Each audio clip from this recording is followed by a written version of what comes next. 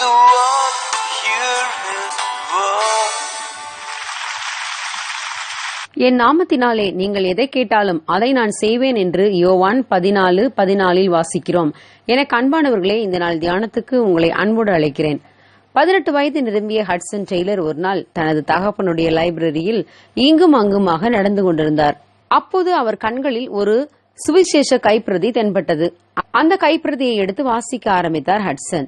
அதிலிருந்த செய்தியை அவ்வளவு சாதாரணமாக எடுத்துக்கொள்ள முடியவில்லை. அந்த சுவிசேஷ கைப்பிரதியை வாசித்து முடித்தவுடன் முழங்காலில் நின்று ஜெபிக்க ஆரம்பித்தார். அன்றே இயேசுவை தன் சொந்த இரட்சகராக ஏற்றுக்கொண்டார். வெளியூருக்கு சென்றிருந்த அவருடைய தாய் சற்று நேரத்திற்குள் வீட்டிற்கு வந்தாள். தான் பெற்றுக்கொண்ட ரட்சிப்பையும் தனக்கு இப்போது இருக்கும் அளவற்ற மகிழ்ச்சியையும் குறித்து தன் தாயிடம் விளக்கினார் ஹட்சன். அவருடைய தாய் ஹட்சன் டெய்லரிடம், நீ சீக்கிரத்தில் ரட்சிக்கப்படுவாய் என்று எனக்கு நன்றாக தெரியும். நீ அப்பாவின் லைப்ரரியில் டிராக்டை எடுத்து வாசித்ததாக சொன்ன அந்த நாளில் நான் அன்று பிற்பகல் முழுவதும் உனக்காக உன் ரட்சிப்புக்காக முழங்காலில் நின்று ஜெபித்தேன்.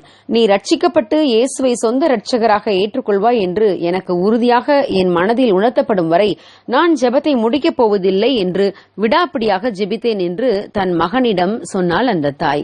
ஆம் பிரியமானவர்களே, இதைப் போலவே நாமும் தேவனிடம் அவர் சித்தத்தின்படி எதை கேட்டாலும் பெற்றுக்கொள்வோம். விடாப்பிடியான ஜெபம் நிச்சயம் நமக்கும் பதிலை பெற்றுத்தரும். யாக்கோபு தன் வீட்டார் அனைவரையும் அக்கறைப்படுத்திவிட்டு தேவனோடு தனித்து ஜெபிக்க ஆரம்பித்தான். தன்னை தேவன் ஆசீர்வதிக்கும் வரை தேவனை விடாமல் பற்றி கொண்டான். நீர் என்னை ஆசீர்வதித்தால் ஒழிய உம்மை போக விடேன் என்று விடாப்பிடியாக ஜெபித்தான்.